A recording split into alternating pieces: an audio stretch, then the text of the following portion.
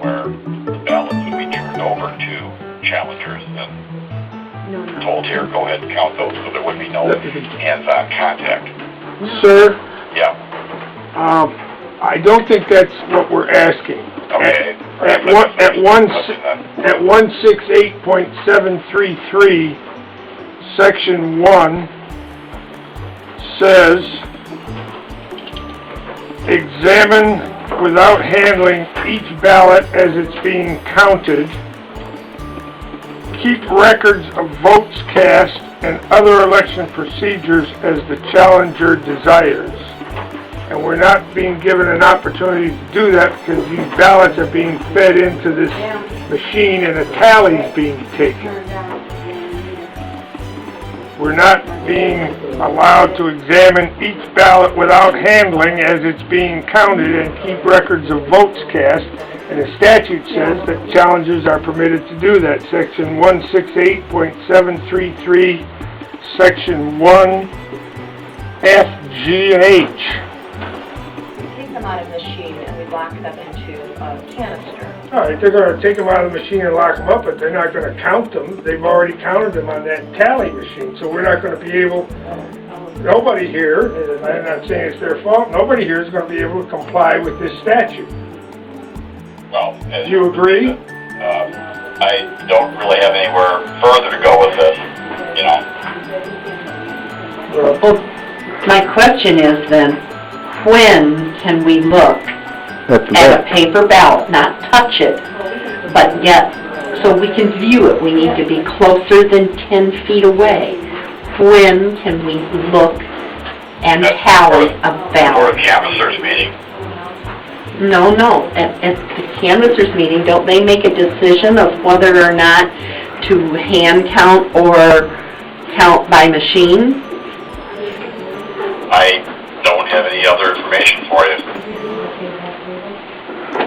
That video was taken at Casco Township in Allegan County, Michigan during the canvass after the 2006 general election.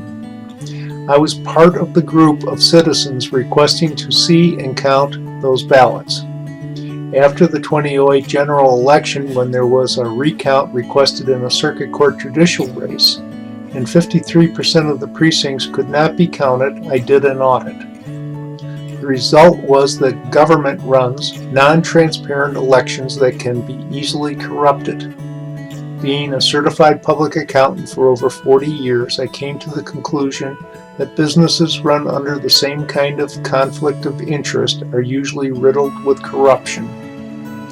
I created voter-verified elections to solve part of the problem, and I am filing a complaint for a writ of quo warranto before the Michigan Supreme Court to solve the other part of the problem.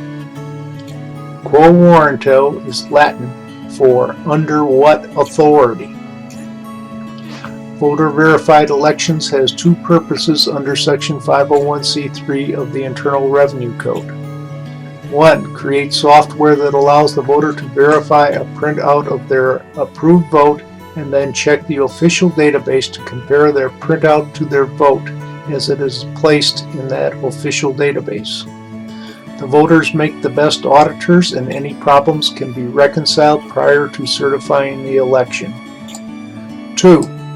Place candidates' positions on various issues directly on the ballot. I show a sample table of 3 candidates' positions on various issues so that the voter can vote for the candidate whose positions align with the voter's own positions. Voter-verified elections is designed to do the 2 things that are required to make a strong democracy. Provide honest, verifiable elections, and 2, provide information on candidates and issues so that voters can make an educated vote based upon the facts presented. Who should be running those elections if it is a conflict of interest for government to be running them? The Oxford English Dictionary defines democracy as a government in which the supreme power is vested in the people and exercised by them directly or indirectly through a system of representation usually involving periodically free elections. Supreme power lies with the people, not the government. Voter Verified Elections has established People's Election Groups that I call PEGS, P-E-G-S, which is any group of voters with common interests. The major existing group would be current precincts at the community level. Each group could have a People's Election Board that could contract with any service to provide election services to the group.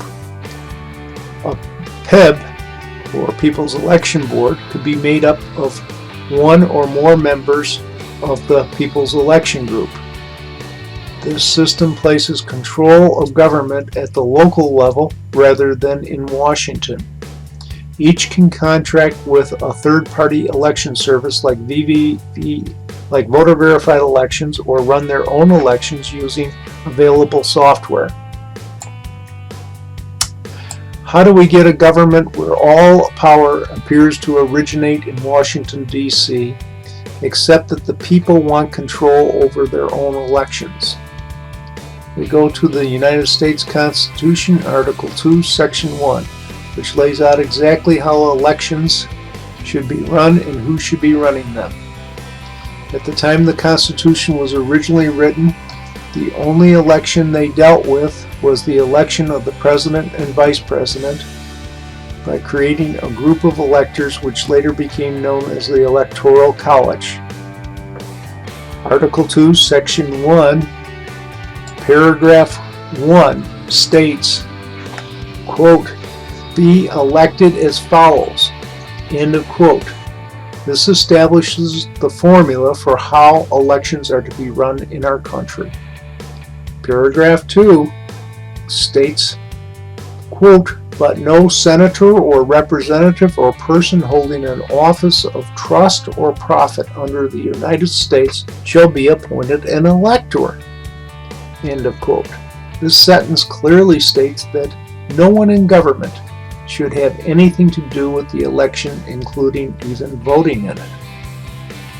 Paragraph 3 states, quote, "the electors shall meet in their respective states and vote by ballot, and shall make a list of all the persons voted for and of the number of votes for each, which they shall sign and certify, and transmit sealed to the seat of government." This is a clear line drawn by the Founding Fathers between voters and government.